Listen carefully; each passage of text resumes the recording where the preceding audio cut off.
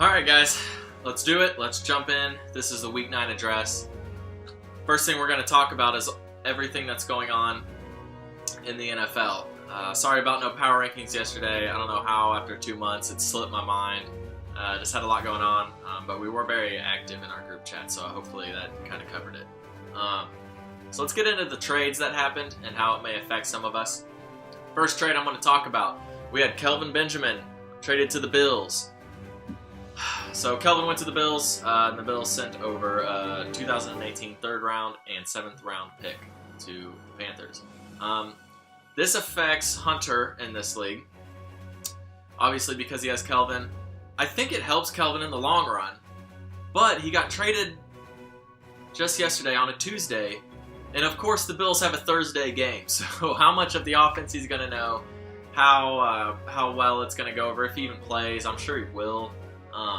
We'll see, but I guess you have to play him, Hunter. He's just too much of a threat not to play. So, next up, we have the Jay Ajayi trade. Went from Miami to the Eagles. The Eagles sent over a 4th round pick for him. What that means is LeGarrette Blount and him, I guess, will be sharing carries. The coach said that they are going to do a running back by committee, so everyone who's there is already established. Is still going to get carries. We'll see how that actually plays out. I'm sure Ajayi and Blount will be the main two, once we get past this week. Then we have Dwayne Brown. Not a person on anyone's team, but he did go to the Seahawks, so that helps out Russell Wilson. And if you are playing any of the backs there, whether that be Lacy, Procise, Rawls, maybe it'll help them. I think it just helps the passing game out more than anything. And then we have, before the next one, Jimmy Garoppolo. He's going to the Niners, so we'll see if that helps Pierre Garçon and Carlos Hyde. I don't know. Maybe he'll be a valuable fantasy play once we see what he does this week. So then we have the Browns, who weren't able to make a trade. Botched paperwork. Cap's embarrassing 2 days for the Browns. So Colin, I thought what you told us was fake news at first because it's the Browns. But they really did botch it. They didn't get A.J. McCarron. They couldn't get the paperwork done in time. Typical Browns fashion. Those are the notable trades. At least any of them that will affect us. Then we have Zeke got suspended for good this time. He can still appeal it, but he's out. 6 games. Won't be back until week 15 and 16, and that is our championship game if you make it there, if I make it there, or if I trade him away, whoever makes it there. So he's out. Jerry Jones is still sticking up for him. Obviously, he has to. He's his best player, so you got to stick up for your best player. I'm going to throw this up here, though, because I've been following it, and I don't think he should be suspended.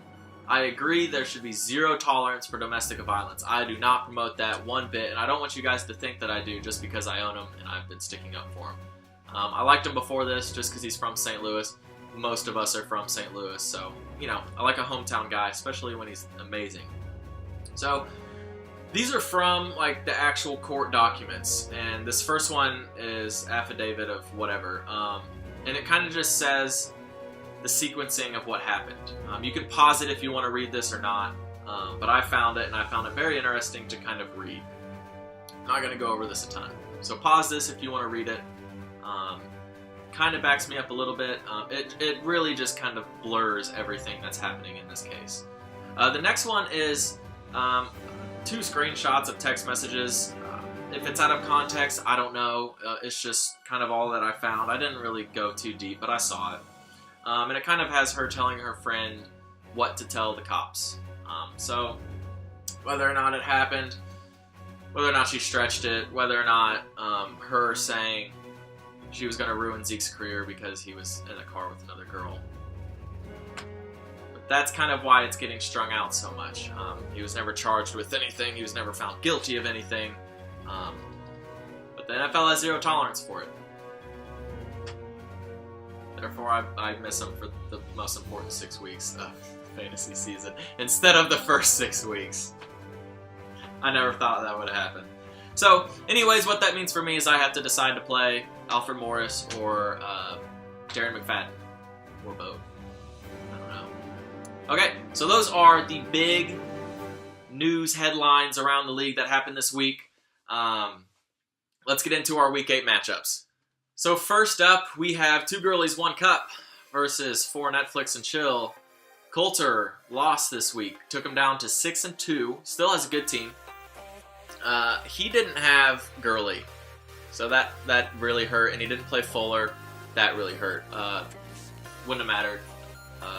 4 Netflix and Chill put up a lot of points. Jameis Winston might not even play this week. He's been bad. But DeAndre Hopkins definitely helped you, and Jack Doyle with his trashy 30 points also really helped you. So Coach Therrell, you are now 4-4, and you are looking good to keep fighting for a playoff spot. Next up, Premature Scoregasm versus House Starkathion. Alex pulled it out, 115-114. The Chiefs D came up big for you. They got 20 points early in the game, and I thought they would decline enough for you to still lose. They pulled it out. So the Chiefs D was your high point scorer, and you needed them to be your high point scorer going into Monday night. I can't believe it happened. Hunter, that's just very unlucky. I mean, I don't know. So, Alex, outside shot to make the playoffs. You're 3-5. Hunter, you're outside looking in. Then we have, we have a name change. Go Buck from Whence You Came. It might not be that on what I throw up here, but Blaine's team versus Let's Get Rollin', Partney's team. Blaine came out with a win here. Not surprising. He is 7-1. Partney is now 5-3. So, been saying he's had a good team all year. He's now 5-3. I am 5-3, and I passed him in points, so I will be ahead of him in the rankings.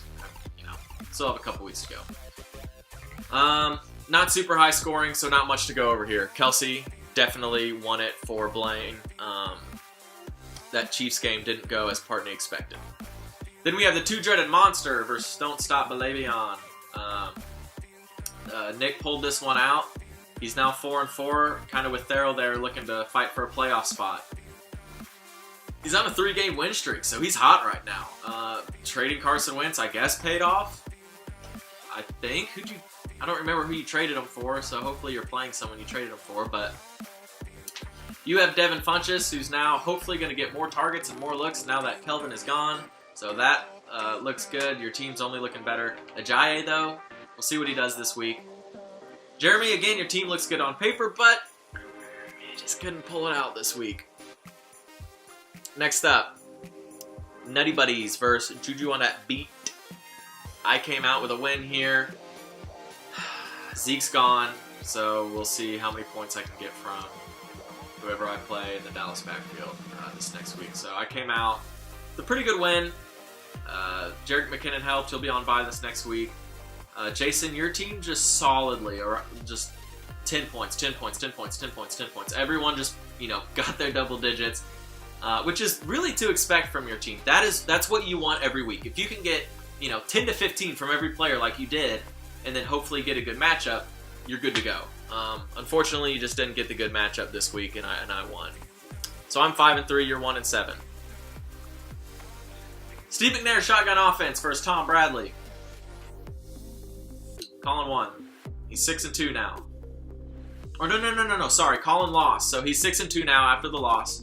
Brad, kind of playing as just an upset team right now. You could win out. Other teams, it would just definitely have to go your way from here on out. But Shady is looking good, so hopefully he can cause some more upsets for you. Kareem Hunt is going downhill. He had a really hard matchup, though. So hottest start you could possibly imagine for Kareem Hunt. And again, he's only really kind of gone downhill since. But you can't expect that. He's got to have bigger games in his future for you. So, Colin, your team still looks fine. You should be good. So those are the Week 8 matchups, how they played out, and where you guys sit now. Let's go to the leaderboard and look at this as a whole and see how we're looking after 8 full weeks of playing.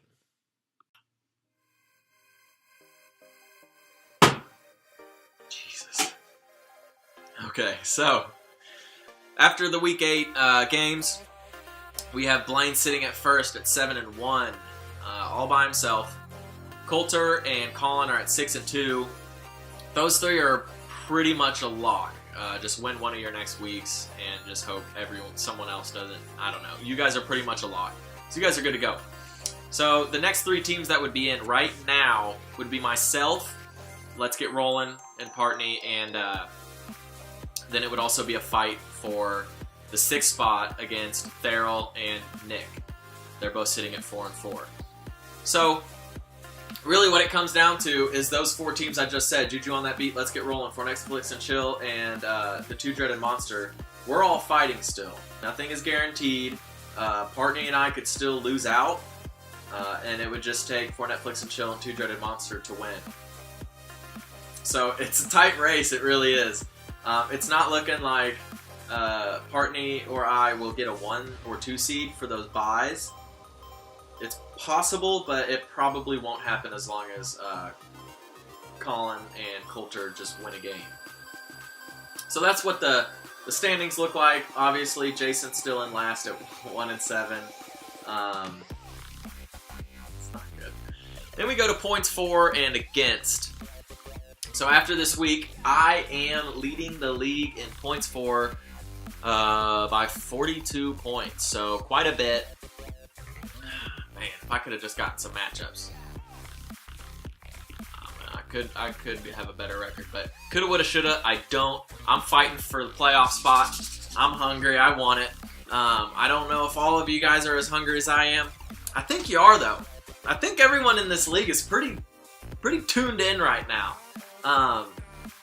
So then we have Coulter at 2nd. He's sitting at 2nd, so that looks right. Partney at 3rd. He's looking to get a playoff spot. That looks right. The only one, it all looks good. So 1, 2, 3, 4, 5, 6. So the top 6 are playoff contenders. Blaine, you're sitting at 7th, but you're sitting at 1st in the leaderboard. So fair, doesn't matter. You've gotten good matchups. We're not going to talk about it anymore. But yeah, so top 7 teams are all looking at playoff spots for points for, so that makes sense. So that's at least good that we don't have any nonsense going on. In case you guys didn't notice, and if you're not in any other leagues that do it differently, I didn't set up 2 different divisions. I don't like that. I don't like an East and a West division, because then you could have, potentially like Jeremy and Hunter at 2 and 6 fighting for a spot because of how the division may work out. So one division, the best teams get in, which is looking like it. Best teams will get in. So that's what the points look like. Let's just look at points against for fun. We already know what it's going to look like. Blaine has the least against him at 650. I have the second least at 842, but that's still about a 200-point gap. But over 8 weeks, I'm not doing the math. I'm not going to embarrass myself. That's not like a crazy amount per week, but it's enough to get you some wins. So that's the leaderboard going into week 9. All right, I was not going to do this, but Colin's video has uploaded and I can watch it now. So we're going to do a first ever. I'm going to watch this for the first time as I record. So we're all going to get to watch Colin's at the same time. I got to time this up perfectly. This happened a couple videos ago. The damn siren's going off. Alright, hold on. Be back with Colin's video after a momentary break. Done. Alright. Colin, we're having you on. Ain't nobody got time for that. I don't know. We don't have any topics. I'm watching it with you. Let's do it. For anyone who didn't know, whenever you see those clipboards that do the cut and make that noise in movies, that's for this reason, so that I can match up audio. So when I play Colin's video, I'm going to stomp my foot. Learning something new now. Kamish, thanks for having me on. It's a pleasure to be on the show tonight I should say. Just finished up the Halloween activities. Sitting in my kitchen here, just thinking about fantasy football, how great the league is. You've really done a great job with the league so far. Definitely have pulled a Leicester City, if you will, of leagues, going from, basically relegation zone to the top flight of fantasy leagues, in my opinion. Tough break with the whole Zeke thing today. We kind of knew it was coming. There was a chance that I thought, maybe it gets pushed off until next season. Didn't happen. It looks like this one's kind of probably be final. I think you're going to lose Zeke for probably the rest of the season. Blaine, I was looking forward to our matchup in Week 10 until you traded your whole team away, even though you're in first place and 6-0. Now it's kind of just turned into like maybe, a herky game on the schedule for Festus, to where, we would look forward to, getting the W, but we'd also, kind of just hope and cross our fingers that no one really got hurt, before playoff time. Alex, shout out to you just because you're awesome. And, your team's terrible, by the way. But it's a pleasure to have you on, just to, always input your trash talk from time to time. Farrell, thanks for donating money this year. Better luck next year. Moss, what can I say about you? Start wreaking havoc on the league any day now. We're still waiting on that. Maybe in the consolation bracket, that's, that can be your contribution to the league. Brad, I found your costume choice for Halloween to be a little ironic just because of how bad you've been sucking in this league. Yeah, I found that pretty funny. Who am I missing? Hunter, I don't really know you. Your team's kind of trash though, just to let you know. I've been talking to Reed about getting a live draft together. I hope we can get that set up for next year. That would be a blast. That would be the only thing that makes this league, just puts this league over the top. But yeah, we're going to work on that. I'm going to work on getting Reed in from KC, and maybe Brad and Hunter. I think those are the three that are out of state. And maybe Jason and Nick. I think I don't know what they're like nomads. Every time I check on them, they're in a different state or whatnot. What else do I got for you guys? My team, it had a down week this past week, 76 points, I think. I'm not worried about it. We'll bounce back strong this week and get a W. Lock up my spot for the bye week playoffs. Sit out 2 weeks. My team might be a little rusty going into the, second round of the playoffs, but I think we'll have it all worked out by then. I just want to say that you guys are idiots for the whole waiver wire debacle. It's mind-boggling to me that we were in, week 7, and you guys didn't know about the waiver wires, how it worked. It's like common sense, kind of. Maybe not, I guess. I don't know. It definitely explains why Coulter's team is, so bad, I guess. I don't know. It could be so much better, but then again, it's terrible, and it's just really indicative of how awful of a GM you are as a fantasy football GM. So I think that's all I have for you guys. Kamish, thanks for having me on. Okay, so Colin also sent in a second video. It's only 23 seconds long, so we're going to go ahead and watch that as well, see what he has to say. Oh, one more thing I forgot to add. I just wanted to throw this out there. I think I've been in like a combined 7 seasons with Moss as a fantasy, in fantasy football, and I'm dare I say that I don't think Moss has ever finished in the top half of the league, and that's not going to change this year. So just wanted to throw that little nugget out there. I thought everyone would enjoy it. Jeremy, is that true? I mean, you can get lucky and have like some players fall in your lap and still finish in the top.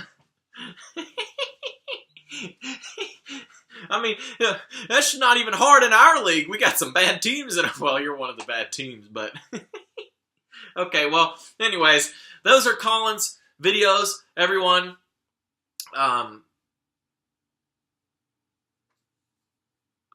Okay, sorry about that. I had a work call I had to take really quickly and go over some things. But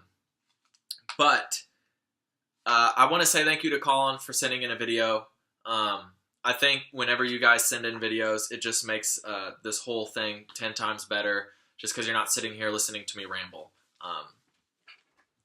So, I got a new thing I want to put in. And I want to take a look at where we all started.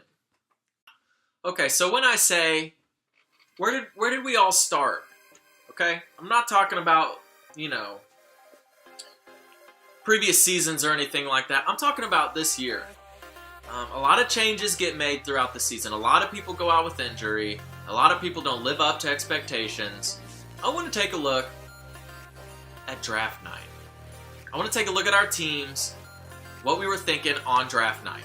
I want to go over 2 key things: early rounds and the very last round. And I just want to, I'm looking at this with you guys first. Okay, so you're getting my honest opinion on this. I want to look at the first 2 rounds, see who had the best picks. And then I just want to go to the very last round 15 and see if there was anyone that was a great pick. So I just pulled it up. First 2 rounds. David Johnson, number 1, out. Odell Beckham, number 4, out. And then in round 2, who else went out for the year? No one. Okay. That's okay. So, good picks here, I would say, obviously, by Jeremy, your guy. I would say the best pick would have been, in the second round, 2 Girlies, 1 Cup, pick Todd Gurley.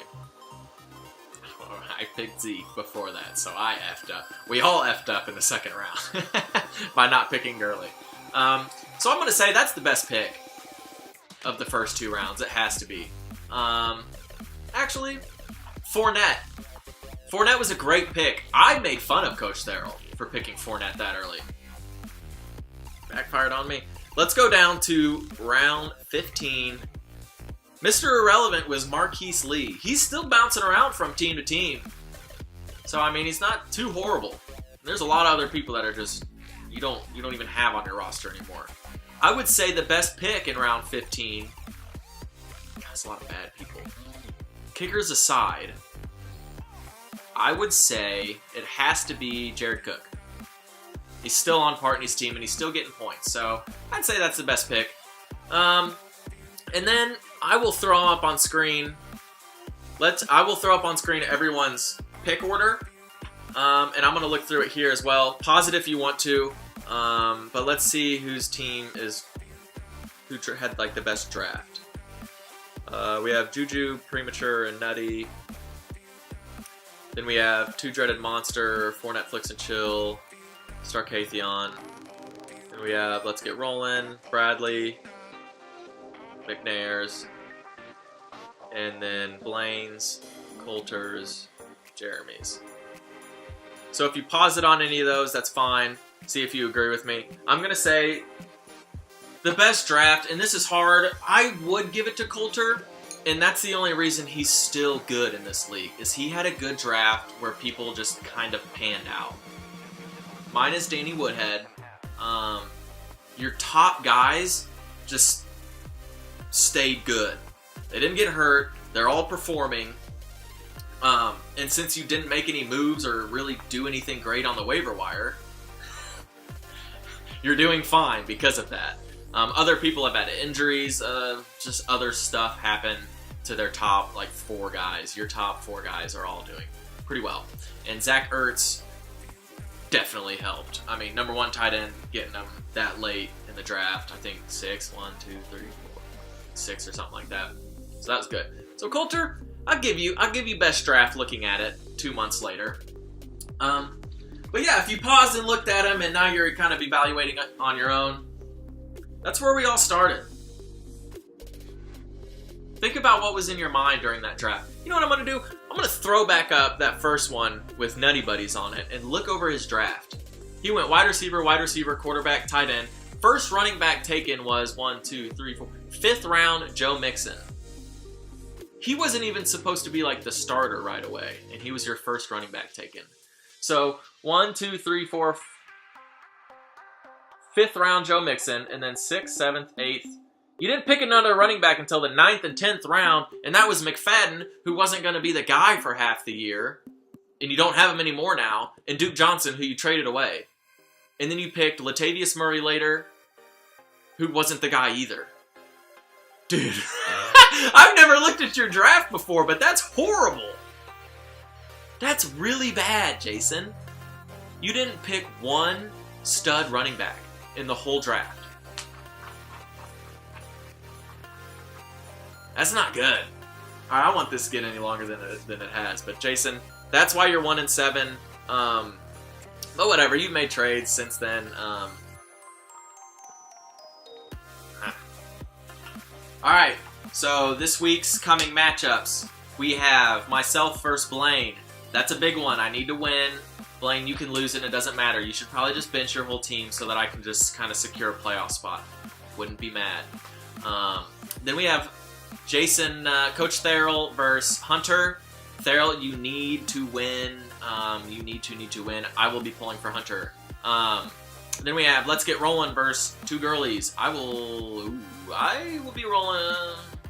I'm gonna be going for Coulter. I need Partney to just lose. Then we have Jeremy versus Alex. You guys can do whatever you want. No playoffs there, really. And then we have Brad versus Nick. Nick, I want you to lose. Brad, just start winning games, man. I'm rooting for you for the rest of the season.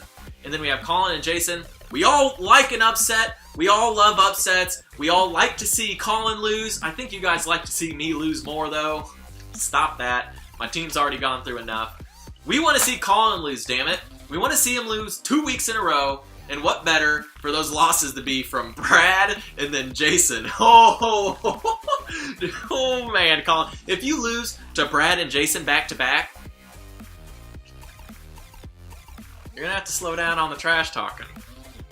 Okay, so those are your Week 10s coming at you here in just a couple days, starting on Thursday, that Bills game.